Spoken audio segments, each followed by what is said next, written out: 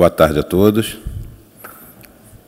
Saúdo o presidente do Tribunal Regional da 15ª Região, Dr. Flávio Cooper, na pessoa de quem cumprimento os desembargadores, juízes, procuradores, advogados, servidores, amigos aqui presentes.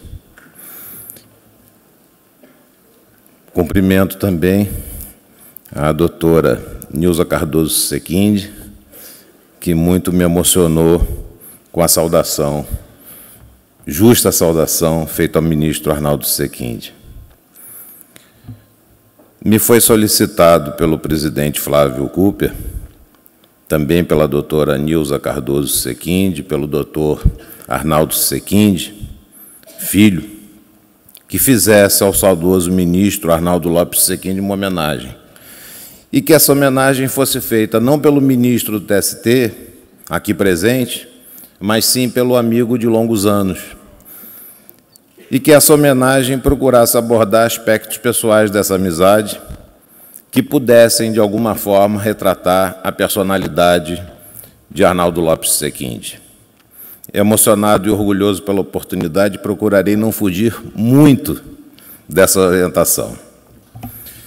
Nascido no Rio de Janeiro em 9 de julho de 1917, o ministro Arnaldo Lopes Sequinde faleceu no dia do seu aniversário de 95 anos, deixando esposa, 2 filhos, 5 netos e um bisneto, e uma outra legião de órfãos, os amigos, os trabalhadores, os empresários, os sindicalistas e os juristas nacionais e internacionais.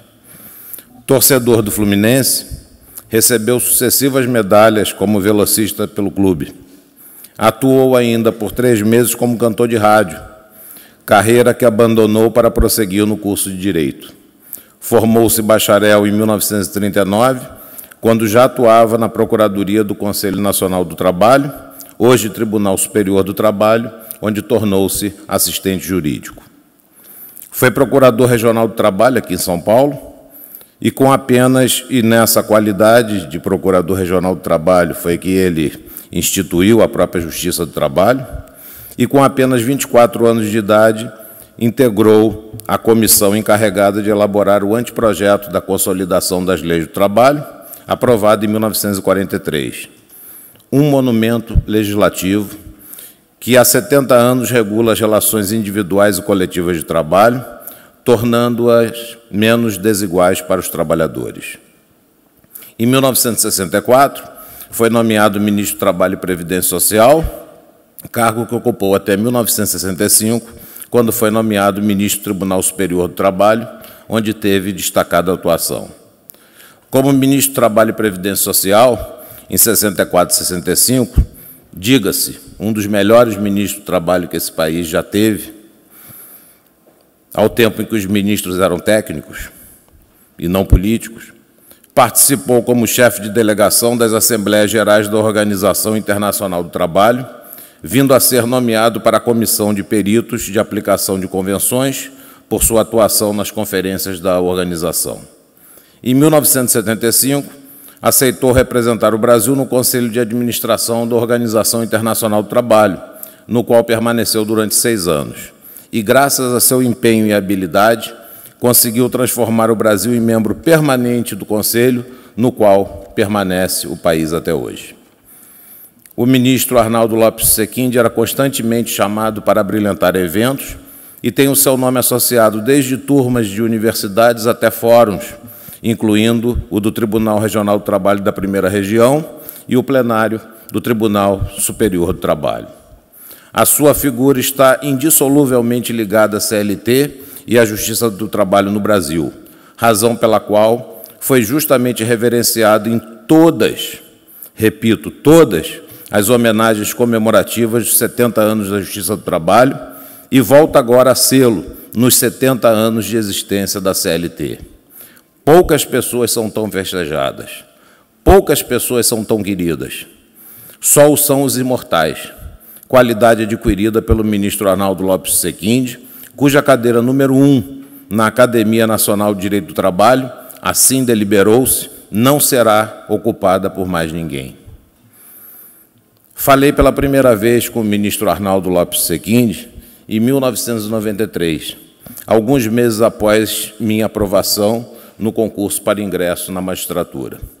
Como fui o primeiro colocado no concurso e advogava na Justiça do Trabalho, a presidência do Tribunal do Rio, Regional do Trabalho, resolveu que entraria em exercício como substituto imediatamente, ao contrário dos demais juízes que comigo fizeram concurso e que cumpriram estágio de 3 meses como auxiliares. Sabedor de que fui o único do meu concurso a não receber o treinamento que os demais puderam receber, muito gentilmente o ministro me telefonou para se colocar à disposição caso eu precisasse de alguma orientação. Foi assim que conheci o grande mestre dos livros que me ensinaram direito do trabalho. E foi assim que teve início a nossa amizade. Uma amizade à distância, por meio de telefonemas recíprocos. Um ano se passou e, em 1994, deixei num editor, por acaso da Renovar, a prova de um livro que escrevi sobre a aplicação do direito civil no direito do trabalho. Alguns dias depois, recebi uma ligação do ministro. E ele dizia o seguinte: Belmonte, sou presidente do Conselho Editorial da editora Renovar e recebi a prova de um livro seu para relatar a viabilidade da publicação. Quero adiantar que o livro está muito bom e que certamente não haverá problemas na aprovação, mas dou uma sugestão e imponho uma condição. A sugestão diz respeito ao título do livro. Você diz que é para concurso, mas pela importância do tema, abordagem em profundidade, sugiro que você altere o título para Instituições Civis no Direito do Trabalho. O título Instituições deu sorte para mim e também dará para você. É conhecido o livro do ministro Arnaldo, Instituições de Direito do Trabalho. O título deu sorte para mim e também dará para você. E a condição é que eu faça o prefácio, porque o livro me encantou e acabei tendo que lê-lo todo, pelo que ninguém melhor do que eu para fazer o prefácio. E assim aconteceu. Evidentemente, aceitei a sugestão e também a condição. E ele tinha razão, deu sorte. Várias edições foram publicadas, sem falar em que o prefácio me encheu de orgulho. Em 1997, 4 anos após o primeiro contato, vim a conhecer pessoalmente o ministro. Como disse, era uma amizade à distância. Figura encantadora. Conversamos muito, principalmente sobre o livro que eu estava a escrever à época, sobre danos morais no direito do trabalho.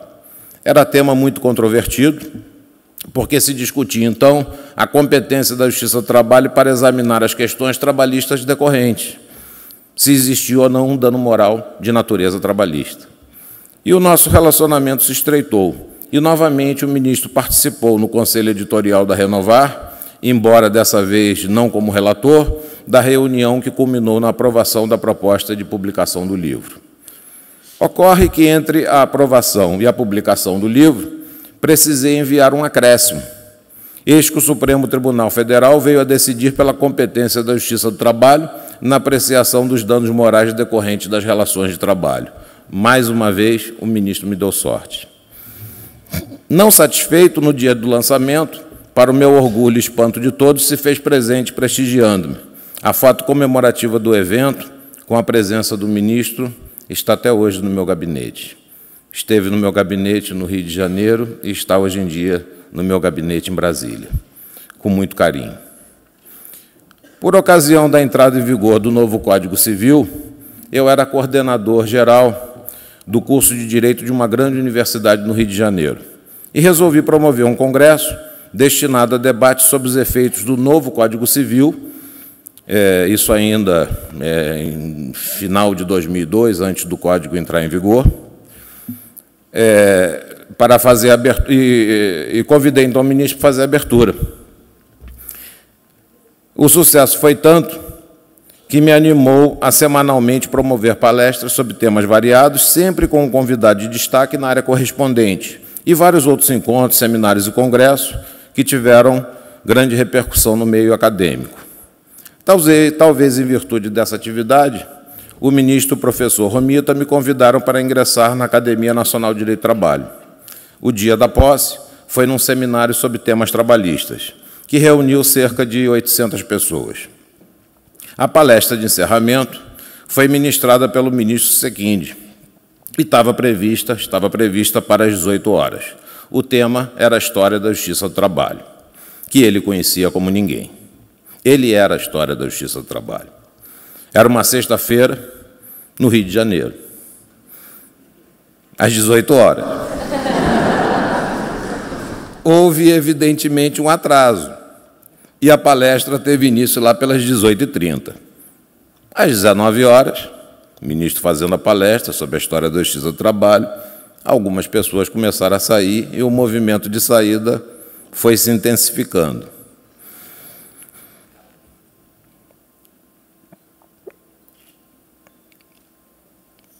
Aí, ele ainda estava, a essa altura, em 1946. Olhei para os escritos do ministro, ele estava ao meu lado, e verifiquei que ainda faltava muito para chegar aos dias atuais. Passei-lhe, então, um bilhetinho com os dizeres: ministro, vai demorar muito para chegar em 1988? Ele, então, olhou com mais atenção para a plateia, verificou que pessoas estavam saindo, esperto, experiente, e, em menos de 5 minutos, chegou nos direitos sociais de 1988, pulou para o elastecimento da competência conferida pela emenda constitucional número 45 de 2004, conservou o público que ainda resistia desde as 9 horas da manhã e foi aplaudido de pé. Próximo de completar 90 anos, o ministro me ligou. Disse-me que faria no Jockey Club do Rio de Janeiro uma festa comemorativa e gostaria que eu lhe fizesse a saudação. Certamente o ministro tinha muitos amigos diletos mais próximos do que eu. Temendo desagradar a um se convidasse o outro, escolheu o meu nome, dizendo a todos que a família queria que para a saudação uma pessoa que fosse, ao mesmo tempo, amigo e professor. E ficou bem com todo mundo. Quanto ao discurso, por reunir aspectos da vida pessoal, fui cair na besteira de enviar-lhe antes, para eventuais correções, o texto. Ele me devolveu com várias páginas a mais, sugerindo a abordagem de assuntos de sua trajetória de vida que ele considerava assuntos importantes, e eram realmente. Ora, numa festa com mais de 350 convidados, entre familiares, amigos, ministros do Judiciário de Estado, deputados, senadores, num grande salão em meio a um jantar de gala, o pior que poderia acontecer seria um sujeito, eu, tomar o microfone para fazer um longo discurso. Desesperado, pedi socorro à filha dele, Marisa, irmã de Arnaldo. E ela, com jeitinho, sem falar da nossa conversa, disse ao ministro que sabia que eu havia lhe enviado antecipadamente o discurso para que pudesse fazer o agradecimento e conseguiu convencê-lo a abortar algumas páginas, exatamente as suplementares. Com isto, pude fazer um discurso relativamente curto, apenas com os dados mais relevantes de sua profícua vida, de forma apropriada, como era a ocasião. Terminada a minha fala, seguiu-se o agradecimento do ministro já previsto, mas era dia de jogo do Brasil pela Copa do Mundo. E, em meio ao agradecimento, o celular do ministro toca, está ele falando, o celular toca. Ele interrompeu o discurso, atendeu o telefone, ouviu o interlocutor e disse para todo mundo: Brasil 1-0. E todos aplaudiram e comemoraram. A partir daí, nosso relacionamento se intensificou. Eu o visitava regularmente na nova residência e ele a mim. Antes de casar com a Olga, aos 90 anos, o ministro conseguiu comprar o apartamento contíguo ao dela e abriu na sala uma porta interna que integrava, então, os dois apartamentos, na Avenida Atlântica, de frente para o mar. A sala dele era uma biblioteca, onde ele trabalhava, ostentava as inúmeras medalhas, selos, livros e títulos nacionais e internacionais, e onde também despachava. E a sala da Olga era de lazer, onde a família recebia os convidados, fazia as refeições e também onde ele via os jogos do time do coração Fluminense. E muitas vezes eu fui obrigado a assistir o Fluminense, jogando contra o meu time, o Botafogo. E ele amarrava a cara quando o Fluminense perdia. De vez em quando ele jantava lá em casa, ocasião em que eu chamava amigos em comum para alegrar o ministro. E a Olga sempre me pedia: Belmonte, já que você está fazendo um jantar para o ministro, faz para ele salmão com batata frita, que é o que ele gosta.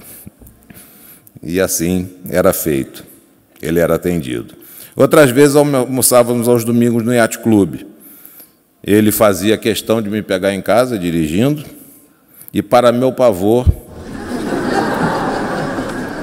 na primeira vez em que isso aconteceu, que ele fez questão de me pegar em casa dirigindo, quando paramos, eu olhei a lateral do carro, estava todo batido, né? Certa feita, após o casamento, fomos convidados para fazer palestra na Bahia e ficamos no mesmo hotel, em Salvador.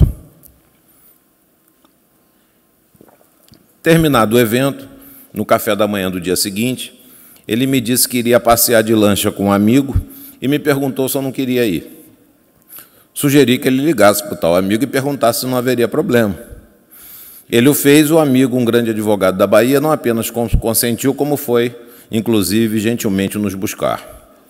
A âncora da lancha foi lançada perto de uma ilha e o amigo chamou o ministro para ir com ele até a praia de barco. Ele virou-se para o amigo, que tinha uns 65 anos, ele com uns 90 anos, e disse: Ailton, quem está velho é você, vai de barco porque eu irei nadando. E foi. Quando o ministro completou 93 anos, a OAB do Rio de Janeiro e o Instituto dos Advogados Brasileiros resolveram realizar um congresso em homenagem não apenas a ele, ministro Sequinde, como também ao advogado Calheiros Bonfim. O evento coincidiu com a posse do governador Tarso Genro na Academia Nacional de Direito do Trabalho. Mesa formada para dar posse ao governador como acadêmico, eu era o secretário encarregado de ler a ata, como coordenador do Rio de Janeiro, e um dos homenageados, o ministro Sequinde, estava sentado em frente, na primeira fila, sem lugar à mesa de honra. Assim preferiu o presidente de então da academia, considerando que seria muito penoso para o ministro, que havia chegado em cadeira de rodas, dirigir-se à mesa. Então anunciou que o ministro Sequinde considerasse que fazia parte da mesa. Ele só se esqueceu de consultar antes o ministro. O ministro amarrou a cara. Preocupado, pedi a palavra ao presidente da mesa, anunciei que estava cedendo meu lugar ao ministro e me dirigi ao assento que ele estava ocupando.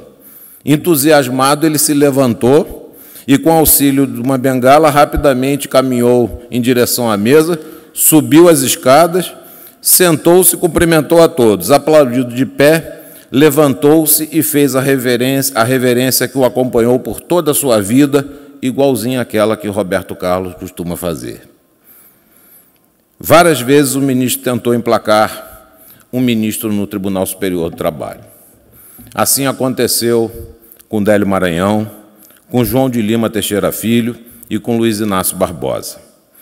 Todos reuniam qualidades excepcionais e, em épocas distintas, exatamente em razão dessas qualidades, terminaram integrando listas de promoção para o TST. Mas, para desgosto do ministro, nenhum deles foi escolhido pela presidência da República. Sem eu pedir, sei que o ministro se empenhou para que eu também integrasse uma lista de promoção para o Tribunal Superior do Trabalho. Sei, porque quando ingressei na lista, o presidente de então, o ministro Dallazem, me enviou a cópia de um ofício redigido pelo ministro Sequinde, parabenizando o Tribunal Superior do Trabalho pela indicação do meu nome. Eu tenho esse ofício guardado como lembrança com orgulho, e ele nunca me disse que escreveu a carta, o ofício. No dia em que fui nomeado, fui visitá-lo no hospital para comunicar. A Olga me pediu que o fizesse pessoalmente. Lá chegando, encontrei-o dormindo.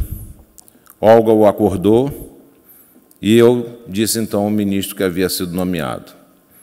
O ministro abriu um largo sorriso, apertou com força a minha mão e voltou a dormir, segurando a minha mão, e com uma lágrima escorrendo no canto do olho. E foi a última vez em que eu o vi. E é a imagem que eu guardo do ministro em minha memória, sorrindo, emocionado e feliz. Susequinde foi um ser humano empreendedor, generoso, vibrante, idealista, combativo, justo e uma pessoa extremamente ética. Dono de um extenso currículo de uma vida rica em realizações, sempre lutou no Brasil e no exterior, onde é igualmente reverenciado pela regulação das relações de trabalho como elemento de paz, inclusão social e desenvolvimento econômico. Concluo agradecendo a oportunidade de falar sobre meu mestre e amigo e citando o poema de Valdécio Gama. Em todo tempo, passageira é a vida. O tempo tem pressa e em cada parada uma despedida. O que temos se vai, o que somos fica. Muito obrigado.